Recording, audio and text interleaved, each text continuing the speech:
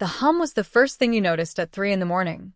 Not the beep of a distant monitor or the squeak of rubber soles on linoleum, but the low, electric thrum of the building itself, the sound of a place that never slept. Maya felt it in her teeth. 21 years old, 10 hours into a 12-hour shift, and the world had narrowed to this fluorescent-lit corridor, the smell of bleach, and the bone-deep weariness that had become her closest companion. She was leaning against the nurse's station, scrolling through a patient chart on a tablet that felt heavier than it should, when the quiet of the emergency bay was torn open. The automatic doors hissed apart to admit a gust of city air and a knot of silent, severe men in dark suits. They moved with a predatory grace that was utterly alien to the shambling rhythm of the ER, parting the usual late-night crowd of drunks and feverish children like a ship's prow through water. In their center, they supported a man who bled through the pristine white of his shirt, a dark flower blooming over his ribs. He was tall, his black hair threaded with surprising silver at the temples, and even leaning heavily on 2 of his men, he carried an aura of stillness that was more commanding than any shout. His face was a mask of controlled pain, his jaw tight, his dark eyes sweeping the room with an unnerving, analytical calm. They stopped at the triage desk. The nurse on duty, a veteran named Lena, looked up, her expression flattening into practiced neutrality. One of the suits spoke, his voice low and smooth. "We need your best surgeon. A private room." Now, Lena didn't flinch. "He needs to be registered." "What's the injury?" The man didn't answer. The injured man, the clear center of their universe, lifted his head. His voice was quiet, a low rasp of gravel, but it cut through the hum of the hospital. No surgeons. No 1 inch. The men around him tensed. Dr. Albright, the on-call resident with a face still too young for the exhaustion in his eyes, hurried over. "Sir, you're bleeding significantly. We need to examine you." He reached out a hand, and one of the bodyguards moved to block him with an almost lazy fluidity that was more threatening than overt aggression. The injured man waved a hand, a small, dismissive gesture. He was the eye of the storm, the quiet point around which all this anxious energy spun. He was, Maya realized with a sudden, cold certainty, a very powerful Japanese mafia boss. It wasn't just the suits or the deference. It was in the absolute certainty of his own authority, the way he held the room hostage with nothing more than his presence and his pain. "Get me a phone," he commanded one of his men, his voice strained. "And a secure line." "I will call my own physician," Albright sputtered. "Sir, that's against protocol. You could have internal bleeding, you could go into shock. We need to treat you." The Japanese mafia boss simply looked at him, a look of such profound, ancient dismissal that the young doctor physically recoiled. It was a look that said, "You are an insect, and I am tired of your buzzing." Maya watched the scene from the relative safety of her station, a strange mix of clinical detachment and weary frustration. This was a complication she did not need. This was paperwork and police reports and a level of drama that belonged on television, not in her already chaotic workplace. Lena caught her eye, a silent message passing between them. "Here we go again." The city coughed up all sorts of nightmares, and their job was to stitch them up and send them back out into the dark. But this felt different. This man wasn't just a victim of the city. He was a force that shaped it. His refusal was absolute, a wall of sheer will. He was going to die on their floor out of pure, unadulterated stubbornness. "Sir," Maya heard herself say, her voice sounding louder than she intended in the charged silence. She pushed off the counter and walked toward the cluster of dark suits. Every eye, including the impossibly dark ones of the bleeding man, swiveled to her. She kept her hands loose at her sides, her expression neutral. She was just a nurse in light blue scrubs, a small, tired cog in this giant machine. "Dr. Albright is right. At this rate, your personal physician will be arriving to pronounce you dead." The main bodyguard took a half-step toward her. The Japanese mafia boss held up a hand, stopping him. He studied her, his gaze sharp enough to feel like a physical touch. There was a flicker of something in his eyes, not interest, more like faint surprise that one of the background figures had suddenly spoken. "And you are?" he asked, his voice a low vibration. The person who has to clean your blood off the floor if you collapse, she said, her tone flat. My name is Maya. I'm a registered nurse. And I'm telling you that you've got about 20 minutes of noble defiance left before you start losing consciousness. Maybe less, a ghost of a smile, so faint it was barely there, touched his lips. It did not reach his eyes. Call someone qualified, he said, the words a final, clipped dismissal. He was turning his head away, back to his men, back to his world of private physicians and unquestioned orders. Maya felt a surge of something she couldn't name, pity, anger, a professional's deep-seated offense at watching someone choose death over sense.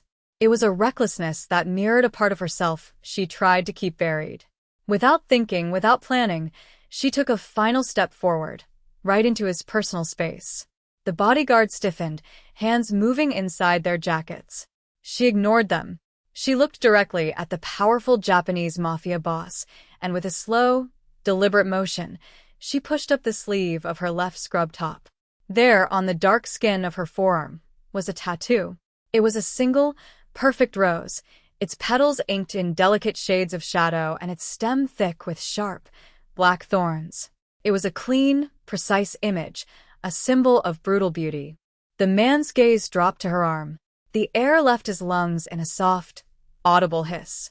His mask of control didn't just crack, it shattered. His eyes widened, locking onto the tattoo with an expression of raw, unadulterated disbelief. He knew what it was. He knew what it meant. And he knew that the last place on earth he should ever have expected to see it was on the arm of a young, tired nurse in a city hospital an ocean away from home. From Tatsuya's perspective, the world had become a tunnel of graying vision and the hot, wet reality of his own blood soaking his clothes.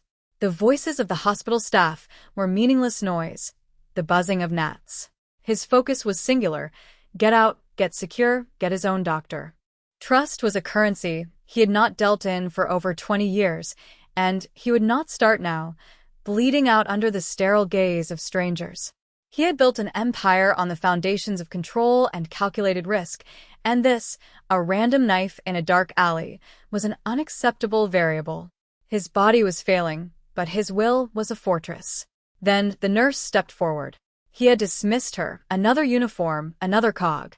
But her voice had a core of steel beneath the fatigue.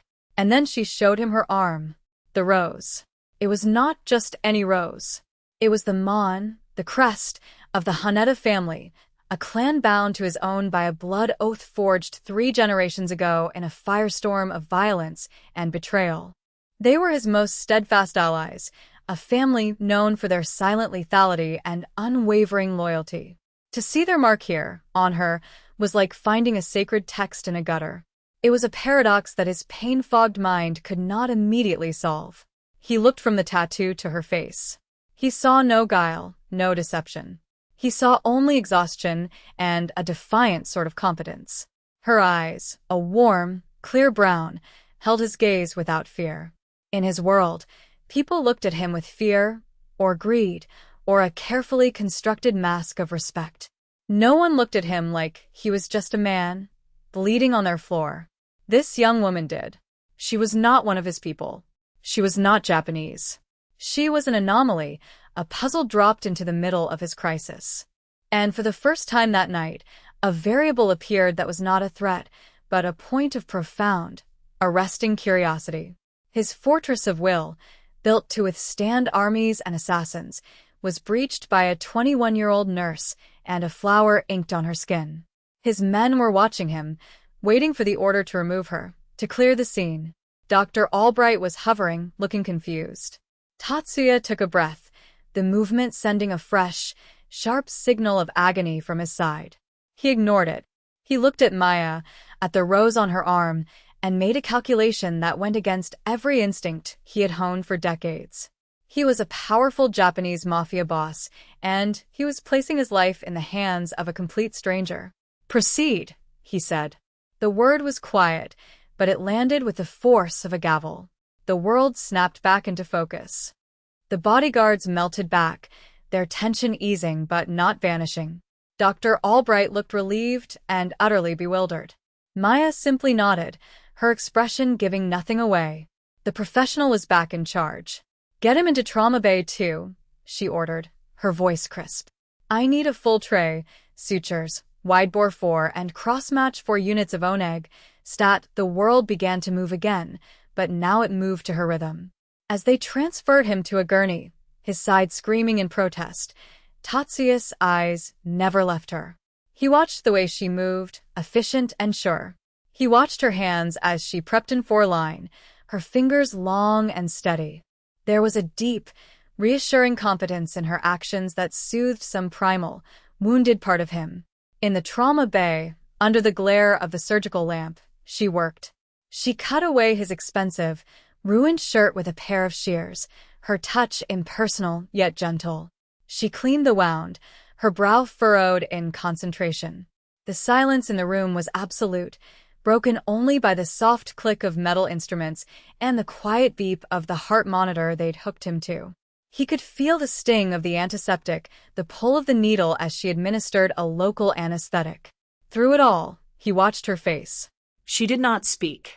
She did not ask the question that he knew was burning in her mind. "Where did you get that tattoo?"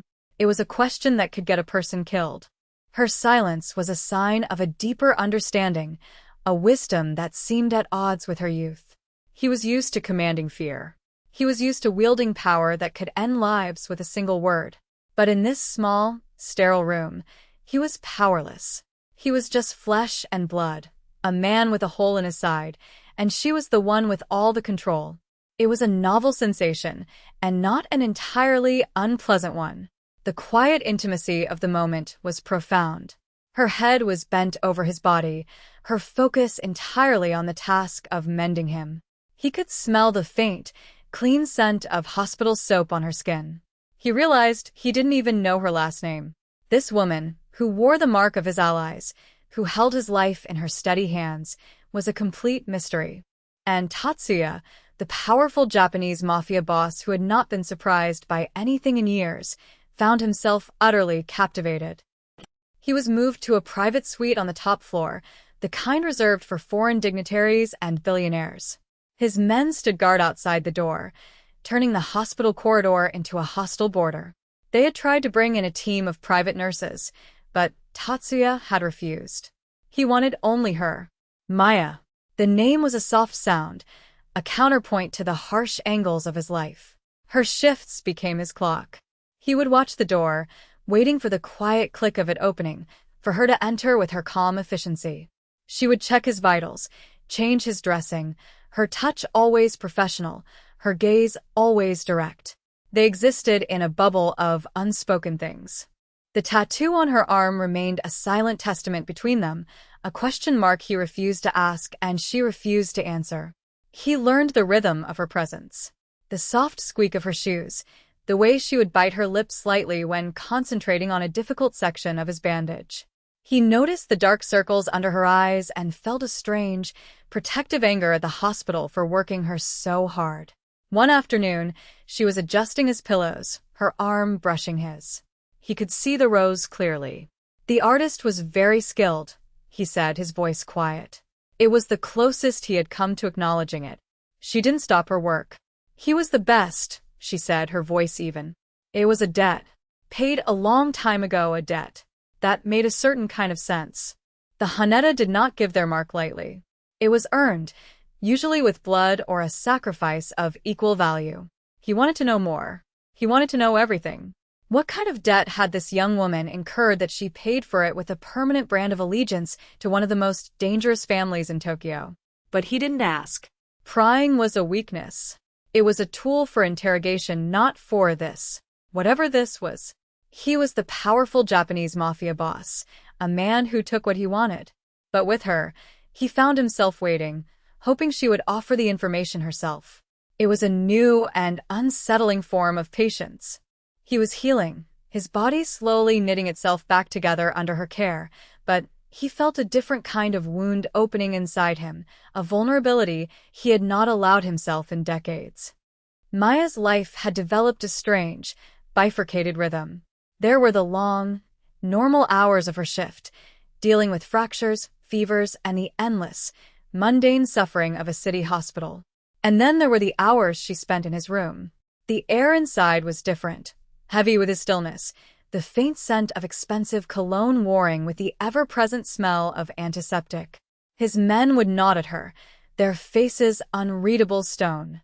Inside, he would be waiting, either sitting in the chair by the window watching the city below, or propped up in bed reading. They spoke of trivial things. The terrible coffee, the drone of the traffic, the changing color of the leaves in the small park visible from his window. It was all a carefully constructed facade, a way to fill the silence that thrummed with the weight of what they weren't saying. One evening, she arrived to find a small, exquisitely wrapped box on the bedside table. "For you," he said, not looking up from his book. She stopped. "I can't accept gifts from patients. I am not a patient," he said, his eyes finally lifting to meet hers. "I am a man who appreciates good care." His gaze was intense, unwavering. Arguing felt futile, like arguing with a mountain. She opened the box. Inside, nestled on a bed of silk, was a canister of the finest loose-leaf tea she had ever seen. It was a gesture of immense wealth and quiet intimacy. It was not a bribe. It was a statement. Later, in the break room, Lena found her staring at the canister. "He's a complicated man, that one," Lena said, pouring herself a cup of burnt coffee. "He's just a patient," Maya lied. Lena smiled, a wise, weary expression. "Honey, no patient has ever had 4 men with guns in their ears standing guard outside his door." "You're a good nurse, Maya." "One of the best.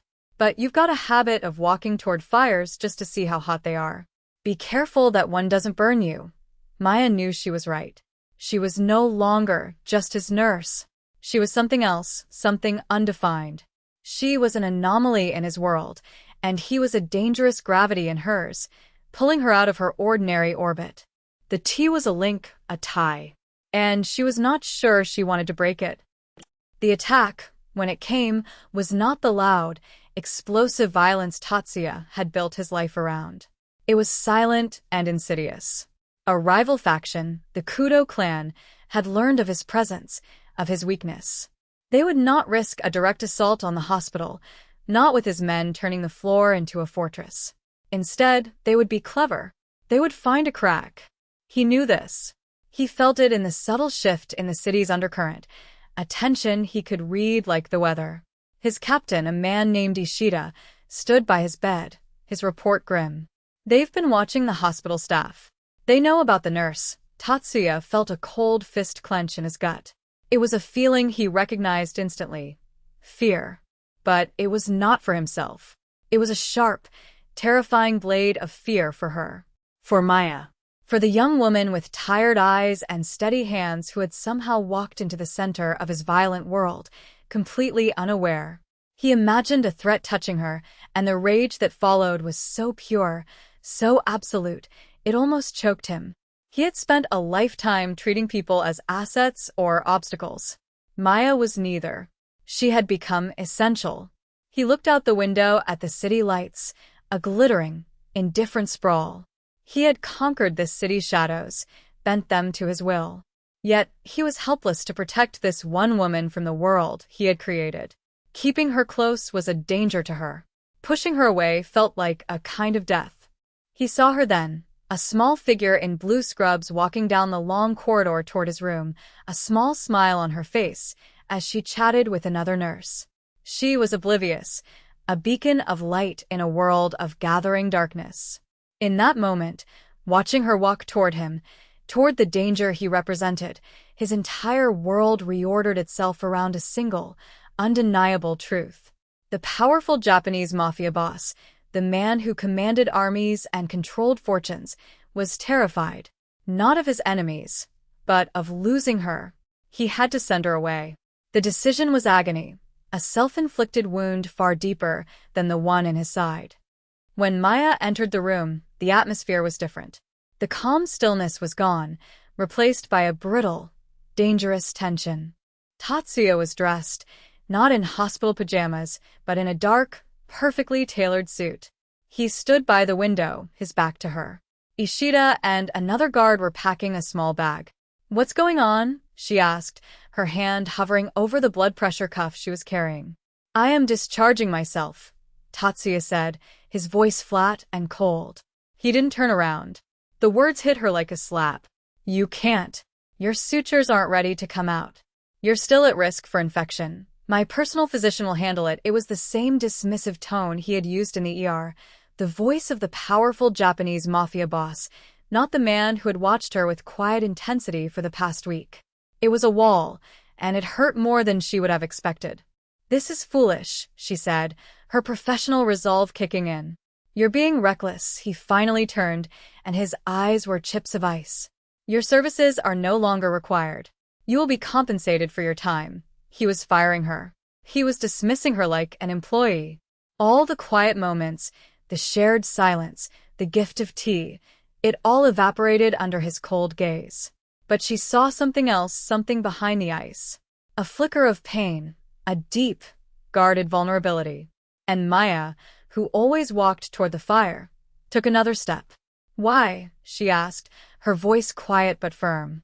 The simple question seemed to unmake him. His shoulders slumped, just for a second. The mask of the unfeeling crime lord cracked. He looked at her, and the coldness in his eyes was replaced with a raw, desperate honesty that was more shocking than any threat. Because your presence here has become a liability, he said, the words precise and brutal. And because I find I am no longer capable of treating you as one. He took a step closer, his gaze burning into her. In my world, Maya, there is no room for the things I feel when you are near. To be near me is to be a target. You are the only person who has seen me as a man and not a monster in a decade. Being near you is a danger I cannot permit, and a necessity I can no longer live without. So you must go. His confession hung in the sterile air of the hospital room, more real and more dangerous than the armed men by the door. It was not a declaration of love in any conventional sense. It was a statement of fact, a raw admission of a fatal flaw in his fortress of control. He was a powerful Japanese mafia boss, and he was laying his singular, devastating weakness at her feet. Maya looked at him, truly looked at him, past the suit and the reputation.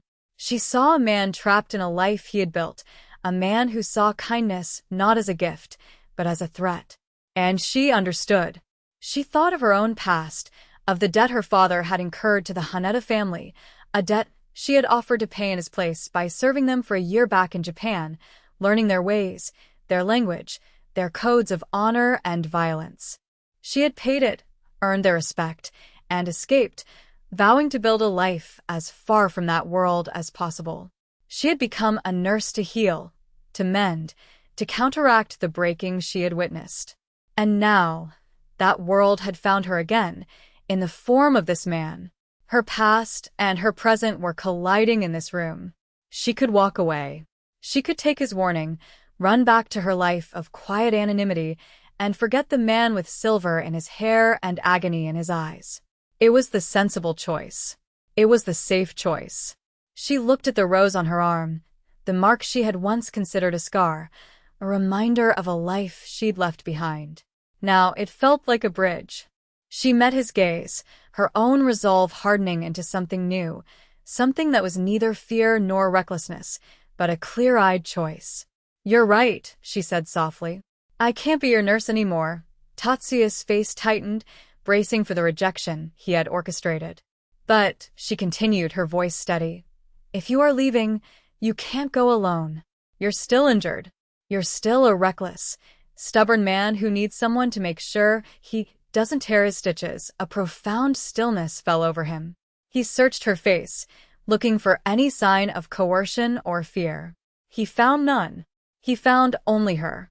Maya, he breathed her name, a prayer and a warning in one. You don't know what you're asking? I think I do, she said.